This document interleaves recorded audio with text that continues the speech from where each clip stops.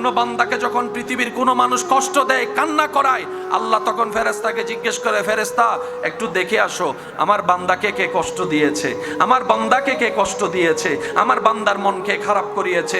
যখন সেই বান্দা বেশি কান্না করতে থাকে, আল্লাহ পাক স্পেশাল একটা রহমত দিয়ে তার জীবনটাকে সুন্দর করে সাজায় দেয়। সুবহানাল্লাহ। জীবন চলার পথে কখনো হতাশ হওয়া যাবে? জীবন যেহেতু আছে, ঝড় তুফান থাকবে। জীবন থেকে, দুঃখ থেকে, কষ্ট থেকে পালাতে চালেও কেউ পালাইতে পারে। অনেকে জীবনের দুঃখ সহ্য করতে না পেরে মৃত্যুর মতো কষ্টকে আপন করে ভাবতে থাকে মরে গেলেই হয়তো বেঁচে যায়। আমার ভাই বোনেরা বুঝতে পারে না, দুনিয়ার কষ্ট যত মারাত্মক, কবরের কষ্ট তার চাইতে 1000 গুণ বেশি মারাত্মক। দুনিয়াতে মন খারাপ হলে তো কারো পাশে বসে কাউকে দুঃখ বুঝিয়ে মনকে একটু হালকা করা যায়, কবরে তো সেই সুযোগটা আর। সেজন্য মুমিন বান্দারা বড় বুদ্ধিমান। তারা বলে যে মন খারাপ করি আর কান্না করি, শনিবার তো রবিবার, একদিন না একদিন হবেই হবে, সকাল তো দুপুর একদিন হবেই হবে, সকাল তো সন্ধ্যা একদিন হবেই হবে। আমি মন খারাপ করলেও সময় চলে যাবে, আমি মন খারাপ না করলেও চলে যাবে। তো একটা কাজ করি না, মানুষের জীবনে যখন বিপদ আসে, মুসিবত আসে, অভাব আসে, দুঃখ আসে, মনে রাখবেন এটা হচ্ছে বান্দাদের জন্য সবচাইতে সহজ একটা আল্লাহর পক্ষ থেকে বড় নিয়ামত। কেমন নিয়ামত? আপনার যখন মন ভেঙে যায়, যে মনের দিকে পৃথিবী তাকায় না, সেই মনের দিকে আল্লাহর রহমত তাকাই থাকে। দুনিয়ার মানুষ যখন আপনার মন ভেঙে দিবে, আপনার মনে আর বাঁচার ইচ্ছা থাকবে না, কষ্টে ভরপুর হয়ে যাবে। ওই ব্যথিত মন, ওই ভাঙ্গা মনের দিকে আল্লাহর রহমত তাকাই থাকে। দুনিয়া আপনাকে পিছনে ফেলার জন্য মন ভেঙে দিয়েছে, এবার আপনি কি করলেন? বুদ্ধিমানের মতো ওই ভাঙ্গা মনের আবেগটা নিয়ে আল্লাহর কাছে তওবা করার জন্য বসে গেলেন। এবার তওবা করতে যখন বসলেন, আপনার চোখ থেকে অজরধারায় পানি পড়তে লাগলো, এদিকে আপনার চোখ থেকে পানি পড়তে লাগলো, আপনি ক্ষমা চাইতে লাগলেন, আল্লাহ তাআলা আপনার সারা জীবনের গুনাহ মাফ করে দিবে। সুবহানাল্লাহ। সন্তানের কান্না যেমন মা বাবা দেখতে পারে না, সহ্য করতে পারে না, বান্দার চোখের পানিও আল্লাহ তাআলা সহ্য করতে পারে না। কোনো বান্দাকে যখন পৃথিবীর কোনো মানুষ কষ্ট দেয়, কান্না করায়, আল্লাহ তখন ফেরেশতাকে জিজ্ঞেস করে, ফেরেশতা একটু দেখে আসো আমার বান্দাকে কে কষ্ট দিয়েছে, আমার বান্দাকে কে কষ্ট দিয়েছে, আমার বান্দার মনকে খারাপ করিয়েছে। যখন সেই বান্দা বেশি কান্না করতে থাকে, আল্লাহ পাক স্পেশাল একটা রহমত দিয়ে তার জীবনটাকে সুন্দর করে সাজায় দেয়। সুবহানাল্লাহ। আসেন ভাইয়েরা, মা বাবার চাইতে আপন কেউ আছে? সবাই বলেন, মা বাবার চাইতে কেউ আছে? মা বাবা যদি মারা যায়, স্বপ্ন দেখে কোনো সন্তান আর ভালো করে ঘুমাইতে পারে? কিন্তু দুনিয়াতে দেখবেন মা বাবা মারা যাওয়ার পরও জীবন স্বাভাবিক চলতে থাকে। একদিন, 2 দিন, 3 দিন একটু কষ্ট লাগে, 4 দিন, 5 দিন, 6 দিন পরে আস্তে আস্তে ইজি হয়ে যায়। এক সময় মা বাবার কথাও আর মনে থাকে। এটা আল্লাহ পাকের দয়া। আল্লাহ যদি এই কষ্টটাকে সলভ করে না নিতেন, আল্লাহ পাক আড়াল করে না দিতেন, কোন মানুষ দুনিয়াদারি করতে। এবার আপনারা বলেন, বাবার কোলে সন্তানের লাশ, এর চাইতে ভয়ানক দৃশ্য। নিজের বাবা নিজের সন্তানের মরা লাশটা নিয়ে থাকা, এটা মানে নেওয়ার কথা নয়, এটা এখান থেকে ফেটে যায়। কিন্তু সেই বাবাও দেখা যায় এক সময় স্বাভাবিক জীবন যাপন করে। আল্লাহ তাআলা বুঝায়, বান্দা এই দুনিয়াতে কেউ তোর আপন নাই, সাময়িক একটু 2 দিন 3 দিনের মায়া আর ভালোবাসা। কোথাও বেড়াতে গেলে 1 সপ্তাহ থাকলে ওইখান থেকে চলে আসলে মনে একটু কষ্ট লাগে, ভাই দেখা হবে না, চলে যাচ্ছি ভাই, দোয়া করিস। 1 দিন 2 দিন খারাপ লাগে, 5 দিন পর থেকে আর এগুলা মনে থাকে। সেজন্য মনে রাখবেন, দুনিয়ার থেকে দিলকে যত দূরে রাখবেন, জয় আপনার। দুনিয়ার থেকে দিলকে যত হালকা রাখবেন, সফলতা আপনার। দুনিয়ার সাথে দিল যত জোড়ায় রাখবেন, দুনিয়া আপনাকে দিনে দিনে ভাঙবে, প্রত্যেক দিন ভাঙবে, প্রত্যেক দিন ভাঙবে। দুনিয়া ভাঙতে চায়, রবের রহমত গড়ে দিতে চায়। আর একটু জোরে বলি, মোহাব্বতের আওয়াজে বলি, দুনিয়া ভেঙ্গে দেয়, রবের রহমত জোড়া লাগাই দেয়। দুনিয়া পিছনে টানে, রবের রহমত জান্নাতের দিকে টানে। দুনিয়া বেইজ্জত করতে চায়, রবের রহমত ইজ্জত দিতে চায়।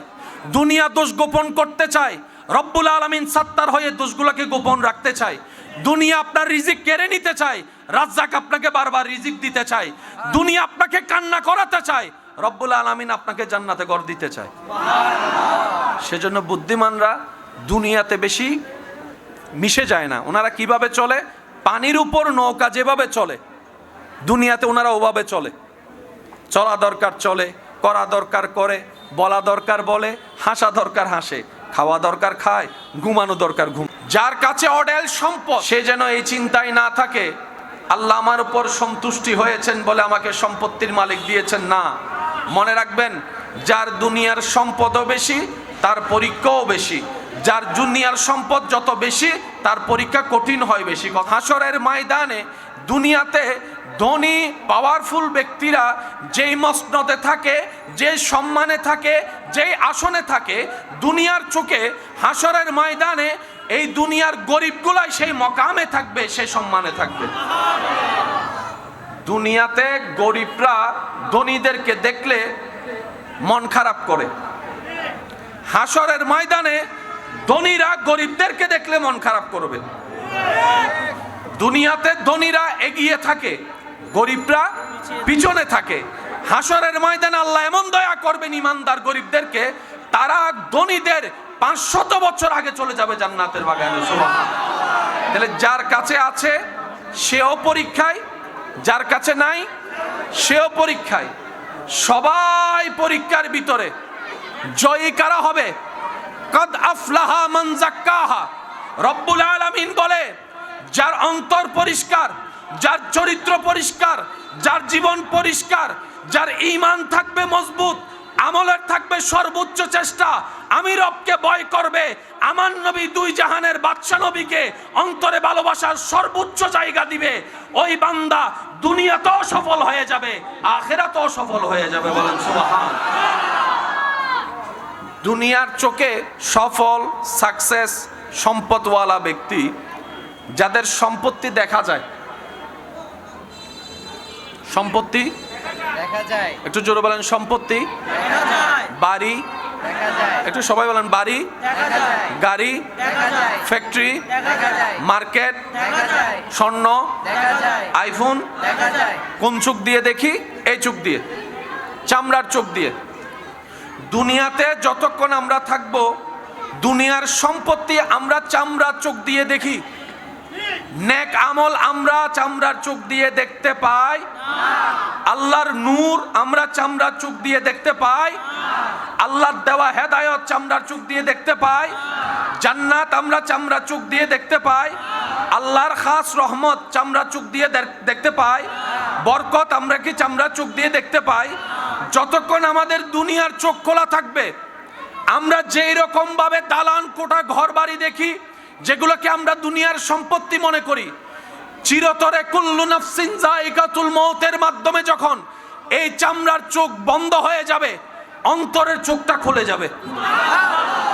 অন্তরের চোখ দিয়ে কবরবাসী, তখন আমরা যেরকম সওয়াব দেখি না, কবরবাসীরা দালান দেখে না, স্বর্ণ দেখে না, গাড়ি দেখে না, বাড়ি দেখে না, অট্টালিকা দেখে না, ফ্যাক্টরি দেখে না, অন্তরের চোখ দিয়ে তারা আল্লাহর নূর দেখে, সওয়াব দেখে, নেকি দেখে, জান্নাত দেখে। সুবহানাল্লাহ। চামড়ার চোখ দিয়ে যা দেখা যায়, এগুলা কবরে গেলে আর দেখা যাবে না।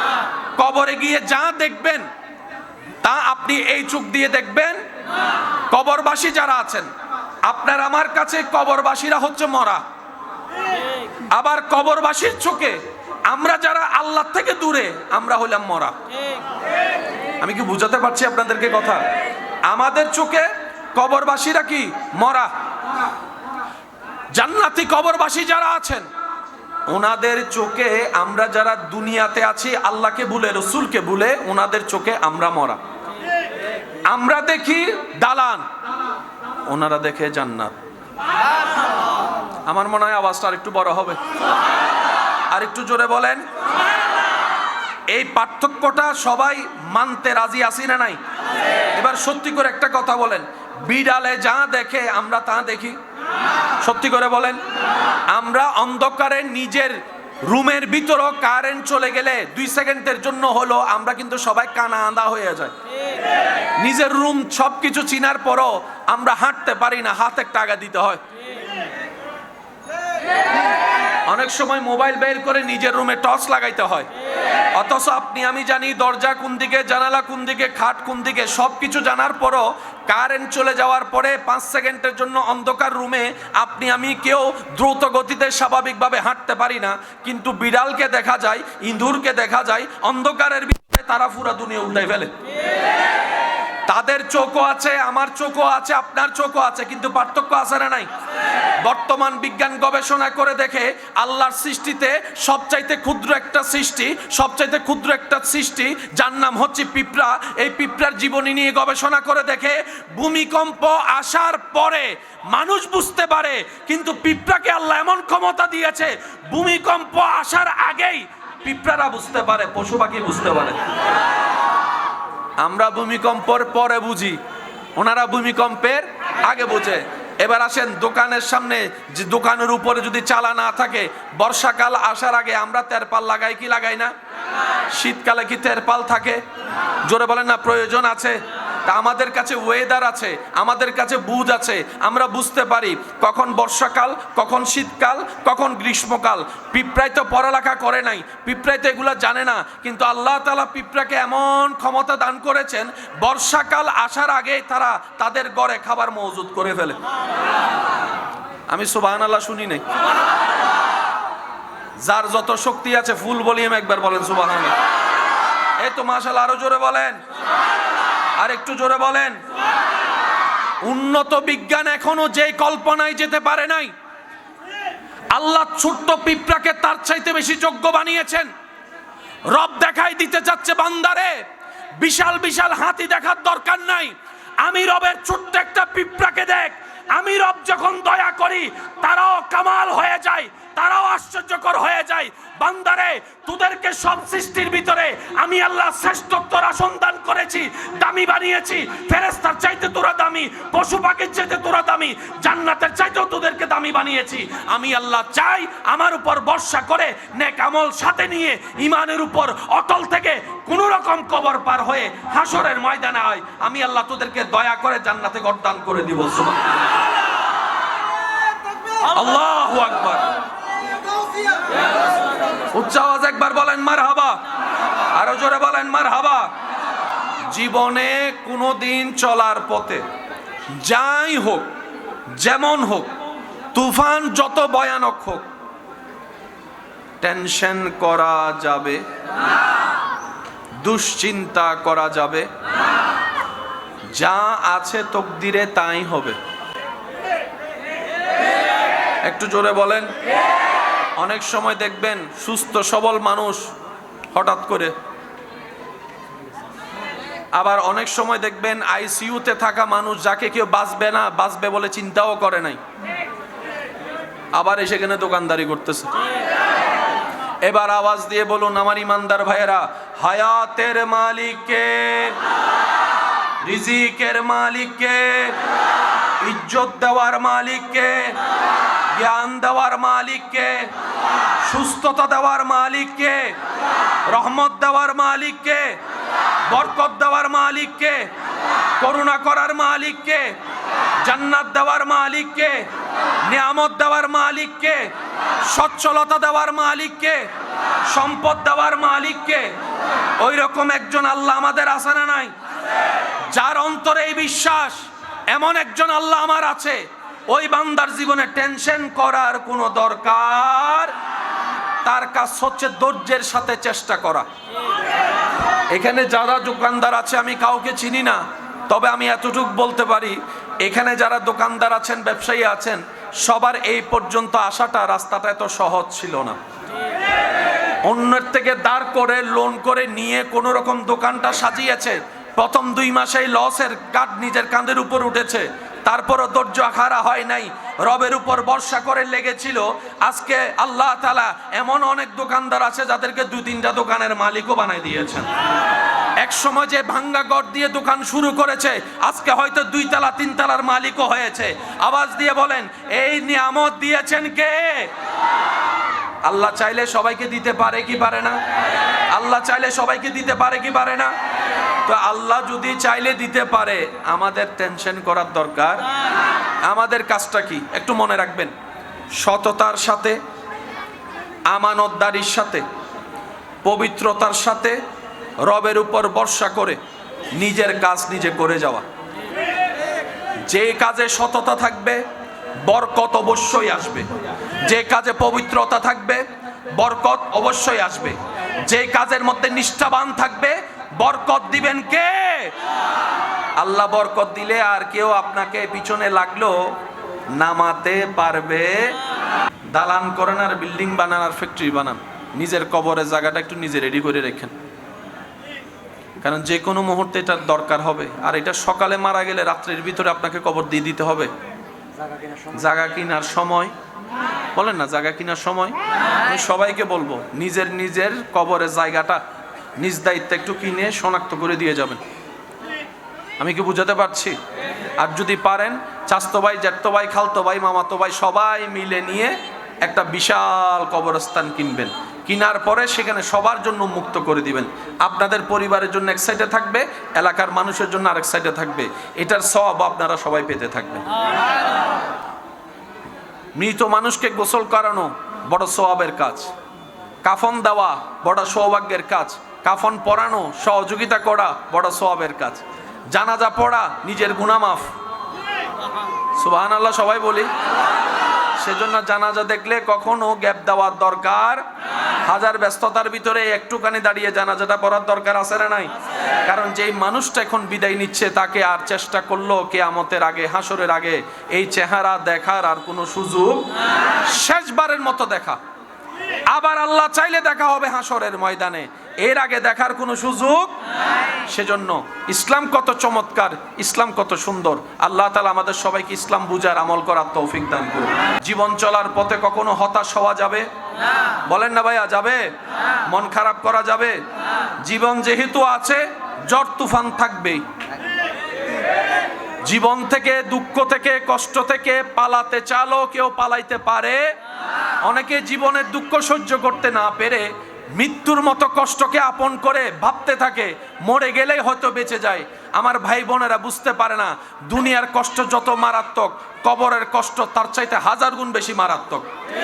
দুনিয়াতে মন খারাপ হলে তো কারো পাশে বসে কাউকে দুঃখ বুঝিয়ে মনকে একটু হালকা করা যায়, কবরে তো সেই সুযোগটা আর।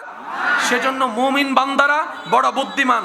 তারা বলে যে মন খারাপ করি আর কান্না করি, শনিবার তো রবিবার একদিন না একদিন হবেই হবে, সকাল তো দুপুর একদিন হবেই হবে, সকাল তো সন্ধ্যা একদিন হবেই হবে। আমি মন খারাপ করলেও সময় চলে যাবে, আমি মন খারাপ না করলেও চলে যাবে। তো একটা কাজ করি না, মানুষের জীবনে যখন বিপদ আসে, মুসিবত আসে, অভাব আসে, দুঃখ আসে, মনে রাখবেন এটা হচ্ছে বান্দাদের জন্য সবচাইতে সহজ একটা আল্লাহর পক্ষ থেকে বড় নিয়ামত। কেমন নিয়ামত? আপনার যখন মন ভেঙে যায়, যে মনের দিকে পৃথিবী তাকায় না সেই মনের দিকে আল্লাহর রহমত তাকাই থাকে। দুনিয়ার মানুষ যখন আপনার মন ভেঙে দিবে, আপনার মনে আর বাঁচার ইচ্ছা থাকবে না, কষ্টে ভরপুর হয়ে যাবে। ওই ব্যথিত মন, ওই ভাঙ্গা মনের দিকে আল্লাহর রহমত তাকাই থাকে। দুনিয়া আপনাকে পিছনে ফেলার জন্য মন ভেঙে দিয়েছে, এবার আপনি কি করলেন? বুদ্ধিমানের মতো ওই ভাঙ্গা মনের আবেগটা নিয়ে আল্লাহর কাছে তওবা করার জন্য বসে গেলেন। এবার তওবা করতে যখন বসলেন, আপনার চোখ থেকে অজরধারায় পানি পড়তে লাগলো, এদিকে আপনার চোখ থেকে পানি পড়তে লাগলো, আপনি ক্ষমা চাইতে লাগলেন, আল্লাহ তাআলা আপনার সারা জীবনের গুনাহ মাফ করে দিবে। সুবহানাল্লাহ। সন্তানের কান্না যেমন মা বাবা দেখতে পারে না, সহ্য করতে পারে না, বান্দার চোখের পানিও আল্লাহ তাআলা সহ্য করতে পারে না। কোনো বান্দাকে যখন পৃথিবীর কোনো মানুষ কষ্ট দেয়, কান্না করায়, আল্লাহ তখন ফেরেশতাকে জিজ্ঞেস করে, ফেরেশতা একটু দেখে আসো আমার বান্দাকে কে কষ্ট দিয়েছে, আমার বান্দাকে কে কষ্ট দিয়েছে, আমার বান্দার মনকে খারাপ করিয়েছে। যখন সেই বান্দা বেশি কান্না করতে থাকে, আল্লাহ পাক স্পেশাল একটা রহমত দিয়ে তার জীবনটাকে সুন্দর করে সাজাই দেয়। সুবহানাল্লাহ। আসেন ভাইয়েরা, মা বাবার চাইতে আপন কেউ আছে? সবাই বলেন, মা বাবার চাইতে কেউ আছে? মা বাবা যদি মারা যায় স্বপ্ন দেখে কোনো সন্তান আর ভালো করে ঘুমাইতে পারে? কিন্তু দুনিয়াতে দেখবেন মা বাবা মারা যাওয়ার পরও জীবন স্বাভাবিক চলতে থাকে। একদিন, 2 দিন, 3 দিন একটু কষ্ট লাগে, 4 দিন, 5 দিন, 6 দিন পরে আস্তে আস্তে ইজি হয়ে যায়। এক সময় মা বাবার কথাও আর মনে থাকে। এটা আল্লাহ পাকের দয়া। আল্লাহ যদি এই কষ্টটাকে সলভ করে না নিতেন, আল্লাহ পাক আড়াল করে না দিতেন, কোন মানুষ দুনিয়াদারি করতে। এবার আপনারা বলেন, বাবার কোলে সন্তানের লাশ, এর চাইতে ভয়ানক দৃশ্য। নিজের বাবা নিজের সন্তানের মরা লাশটা নিয়ে থাকা, এটা মানে নেওয়ার কথা নয়, এটা এখান থেকে ফেটে যায়। কিন্তু সেই বাবাও দেখা যায় এক সময় স্বাভাবিক জীবন যাপন করে। আল্লাহ তাআলা বুঝায়, বান্দা এই দুনিয়াতে কেউ তোর আপন নাই, সাময়িক একটু 2 দিন 3 দিনের মায়া আর ভালোবাসা। কোথাও বেড়াতে গেলে 1 সপ্তাহ থাকলে ওইখান থেকে চলে আসলে মনে একটু কষ্ট লাগে, ভাই দেখা হবে না, চলে যাচ্ছি ভাই, দোয়া করিস। 1 দিন 2 দিন খারাপ লাগে, 5 দিন পর থেকে আর এগুলা মনে থাকে। সেজন্য মনে রাখবেন, দুনিয়ার থেকে দিলকে যত দূরে রাখবেন জয় আপনার, দুনিয়ার থেকে দিলকে যত হালকা রাখবেন সফলতা আপনার, দুনিয়ার সাথে দিল যত জোড়ায় রাখবেন দুনিয়া আপনাকে দিনে দিনে ভাঙবে, প্রত্যেক দিন ভাঙবে, প্রত্যেক দিন ভাঙবে। দুনিয়া ভাঙতে চায়, রবের রহমত গড়ে দিতে চায়। আর একটু জোরে বলি, মোহাব্বতের আওয়াজে বলি, দুনিয়া ভেঙ্গে দেয়, রবের রহমত জোড়া লাগাই দেয়। দুনিয়া পিছনে টানে, রবের রহমত জান্নাতের দিকে টানে। দুনিয়া বেইজ্জত করতে চায়, রবের রহমত ইজ্জত দিতে চায়। দুনিয়া দোষ গোপন করতে চায়, রব্বুল আলামিন সাত্তার হয়ে দোষগুলোকে গোপন রাখতে চায়। দুনিয়া আপনার রিজিক কেড়ে নিতে চায়, রাজ্জাক আপনাকে বারবার রিজিক দিতে চায়। দুনিয়া আপনাকে কান্না করাতে চায়, রব্বুল আলামিন আপনাকে জান্নাতে ঘর দিতে চায়। সেজন্য বুদ্ধিমানরা দুনিয়াতে বেশি মিশে যায় না। ওনারা কিভাবে চলে? পানির উপর নৌকা যেভাবে চলে, দুনিয়াতে ওনারা ওভাবে চলে। চলা দরকার চলে, করা দরকার করে, বলা দরকার বলে, হাসা দরকার হাসে, খাওয়া দরকার খায়, ঘুমানো দরকার ঘুম। শরীরের একটা খাবার আছে না নাই? রুহের একটা খাবার। শরীরের খাবার মাটি থেকে আসে, রুহের খাবার আসমান থেকে আসে। দেহকে শক্তিশালী করতে গেলে মাটির খাবার দিতে হয়, রুহকে শক্তিশালী করতে গেলে আলা বিজিক্রিল্লাহে তাতমাইন্নুল কুলুব, অন্তরে আল্লাহর জিকির শোনাতে হয়, আল্লাহর জিকির শোনাইতে হয়। সুবহানাল্লাহ। আলা বিজিক্রিল্লাহ, একমাত্র আল্লাহর জিকিরেই অন্তরে প্রশান্তি আসে। কথা বলেন ঠিক কিনা? আপনাদের মনে কষ্ট হচ্ছে বেশি? আর একটু জোরে বলেন, কষ্ট হচ্ছে? কথাটা আবার বলছি, একটু মনোযোগ দিয়ে শুনবেন। মুসলমানদের 2টা দামি জিনিস, একটার নাম দেহ, একটার নাম রূহ। দেহ শক্তির খাবার হয় মাটি থেকে, রুহের শক্তির খাবার হয় আসমান থেকে।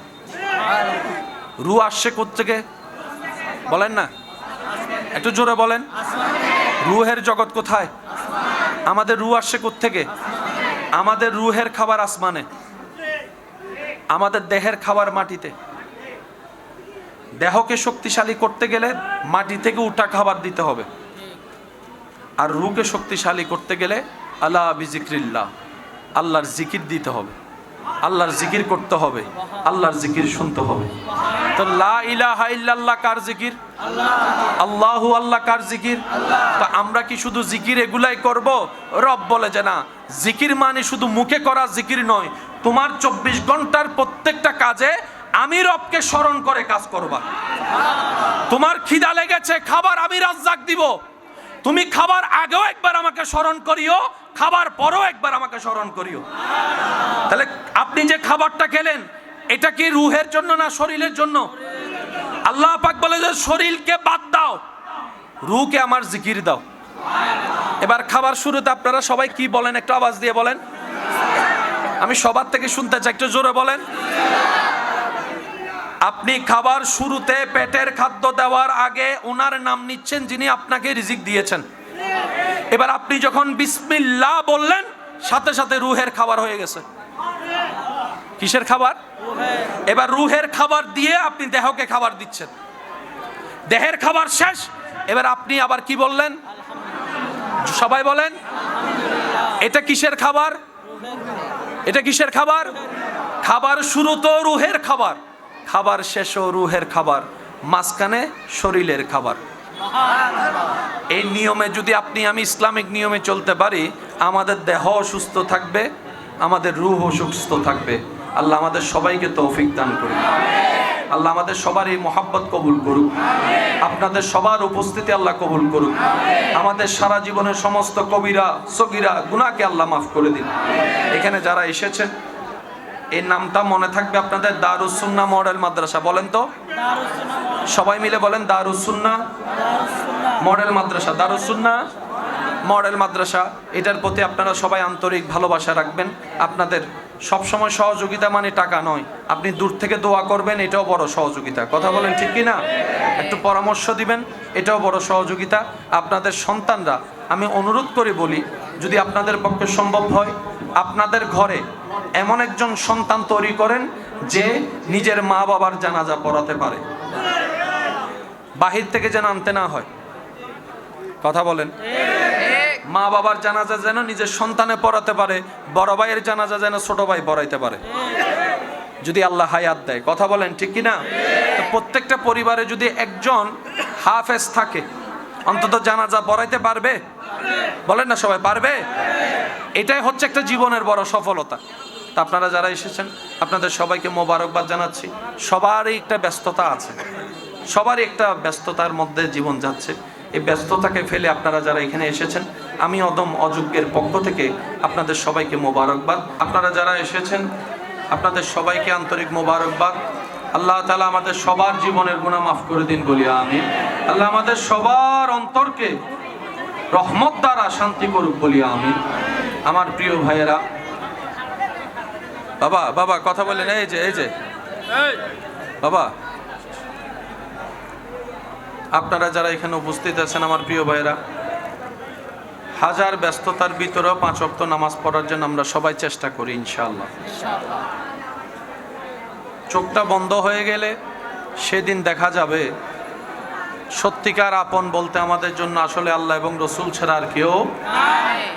কবরের যেন আমাদের জন্য এমন আলোকিত হয়, আপনরা যখন মাটি দিয়ে অন্ধকার করে দিবে, ঈমানের নূর যেন অন্তর থেকে বের হয়ে আমাদের সবার কবর আলোকিত হয়। আল্লাহ আমাদের সবাইকে সেই ইজ্জতের জীবন দান করুক। পৃথিবীতে কাউকে কষ্টে রেখে, কাউকে অন্যায়ভাবে কষ্ট দিয়ে কেউ কখনো সত্যিকার ভাবে ভালো থাকতে পারেনি, পারবে। হাসরের ময়দানে আমরা সবাই আল্লাহর কাঠগড়ায় আসামি হয়ে যাব। ওয়াইলুল লিকুল্লি হুমাজাতিল লুমাজা। এই অন্যতম একটা কারণ হচ্ছে এই জবান, মানুষ যে জবান দিয়ে মানুষকে কষ্ট দেওয়া হয় অন্যায়ভাবে। আল্লাহ পাক আমাদের সবাইকে নিজের জবান হেফাজত করে কথা বলার তৌফিক দান করুক। আশেপাশের মানুষকে ন্যায়ভাবে ভালো রাখার আল্লাহ আমাদের সবাইকে তৌফিক দান করুক। আজকের এই আয়োজন যারা করেছেন, সহযোগিতা যারা করেছেন, সবাইকে আল্লাহ কবুল করুক আমিন। আল্লাহুম্মা আমিন। আলহামদুলিল্লাহি রাব্বিল আলামিন ওয়াসসালাতু আলান নবিয়্যিল কারীম ওয়া আলা আলিহি ওয়া আসহাবিহি আজমাইন। আল্লাহুম্মা রাব্বানা আতিনা ফিদ দুনিয়া হাসনাতাও ওয়া ফিল আখিরাতি হাসনাতাও ওয়া কিনা আযাবান নার। ربنا ظلمنا أنفسنا وإن لم تغفر لنا وترحمنا لنكونن من الخاسرين। আল্লাহ আমাদের সকলের হাজিরিকে তুমি কবুল করে নাও। এই দারুস সুন্নাহ মডেল মাদ্রাসাকে তুমি কবুল করে নাও। সহযোগী মুহিব্বান যারা আছেন আল্লাহ এই মুত্র মাদ্রাসা সবাইকে তুমি কবুল করে নাও। আল্লাহ আমাদের সারা জীবনের জানা অজানা, ইচ্ছায় অনিচ্ছায় করা সর্বপ্রকার কবিরা সগীরা গুনাহ মাফ করে দাও। আল্লাহ আমাদের সবার মা বাবার গুনাহ মাফ করে দাও, দাদা দাদি নানা নানির গুনাহ মাফ করে দাও। যারা কবরবাসী হয়েছেন আল্লাহ মেহেরবানি করে কবরবাসীর আযাব মাফ করে দাও। আল্লাহ আমাদের সবাইকে ইজ্জতের জীবন দান করো। আল্লাহ আমাদের সবার অন্তরকে ঈমানের নূর দ্বারা পরিপূর্ণ করে দাও। রব্বুল আলামিন তোমার প্রিয় বান্দা, তোমার নবীর প্রিয় উম্মত হয়ে যেন কবরে যেতে পারে সে তৌফিক দান করো। রব্বুল আলামিন ব্যবসায়ী ভাই যারা আছেন সবার ব্যবসার মধ্যে হালাল বরকত দান করো। রব্বুল আলামিন যারা চাকরিজীবী আছেন ভাইরা, চাকরির জীবনে তরক্কি দান করো। আল্লাহ আমাদের সবার পরিবারকে তুমি শান্তিতে রাখো, সবার পরিবারে শান্তি নাজিল করো, সবার পরিবারের মধ্যে আল্লাহ তুমি রহমত নাজিল করো। আল্লাহ পারিবারিক যত দ্বন্দ্ব আছে, স্বামী স্ত্রীর মধ্যে যত দ্বন্দ্ব আছে, ভাই ভাই ভাই বোনের মধ্যে যত দ্বন্দ্ব আছে, আল্লাহ ভুল বুঝাবুঝি নিরসন করে সবার ভিতর আল্লাহ তুমি আন্তরিক মহাব্বত পয়দা করে দাও। রব্বুল আলামিন জীবনে যার যতটুকু হায়াত আছে আমাদের এই হায়াত যেন তোমাকে সন্তুষ্টি করে কাজ করতে পারি সে তৌফিক দান করো। আল্লাহ ইসলামের বাগানে যারা যেখান থেকে যেভাবে খেদমত করছেন, যে নামে খেদমত করছেন, আল্লাহ প্রত্যেকজন খাদেমের খেদমতকে তুমি কবুল করো। রব্বুল আলামিন যারা অভাবে আছে অভাব দূর করে দাও। আল্লাহ যারা ঋণগ্রস্ত আছেন, কর্জতে আছেন, আল্লাহ তাদেরকে কর্জ থেকে তুমি মুক্তির ব্যবস্থা করে দাও। আল্লাহ যারা অসুস্থ আছেন আল্লাহ তাদেরকে তুমি আইয়ুব নবীর সদকায় সুস্থতার ব্যবস্থা করো আল্লাহ, সুস্থতার ব্যবস্থা করো আল্লাহ, সুস্থ করে দাও রব্বুল আলামিন। তোমার প্রিয় বান্দা হয়ে যেন কবরে যেতে পারি সেই ইজ্জতের জীবন আমাদের সবাইকে দান করো আল্লাহ। 5 ওয়াক্তে 5 বার আজানের ডাকে সাড়া দিয়ে আপন আপন জায়গা থেকে তোমার দরবারে নামাজের মাধ্যমে সিজদা দিয়ে নিজেদেরকে দামি বানানোর আল্লাহ তৌফিক দান করো আল্লাহ। আমাদের সবাইকে মা বাবার সেবা করার তৌফিক দান করো, পরিবারের হক আদায় করার তৌফিক দান করো আল্লাহ। স্বামী স্ত্রীর স্ত্রী স্বামীর হক আদায় করার তৌফিক দান করো রব্বুল আলামিন। যারা পড়ালেখা করছেন আল্লাহ সবাইকে ইলমে নাফি অর্জন করার তৌফিক দান করো আল্লাহ। ইলমের নূর দ্বারা সমাজের, এলাকার, পরিবারের খেদমত করার, ইসলামের খেদমত করার তৌফিক দান করো আল্লাহ। আমার ভাই যারা এখানে উপস্থিত আছেন আল্লাহ সবার হাতকে, দোয়াকে, জবানকে তুমি কবুল করো আল্লাহ। যার যে দুঃখ মুসিবত আছে তুমি দূর করে দাও রব্বুল আলামিন। সবার ব্রেনে, মনে, অন্তরে তুমি শান্তির ব্যবস্থা করে দাও আল্লাহ। যারা এখানে উপস্থিত হয়েছেন আল্লাহ তাদেরকেও তুমি কবুল করো। সাল্লাল্লাহু তাআলা আলা খায়রিল ওয়ানুরাশি মুহাম্মাদিন ওয়া আলা আলিহি ওয়া আসহাবিহি আজমাইন। আল্লাহুম্মা ইজআল আখিরা কালামিনা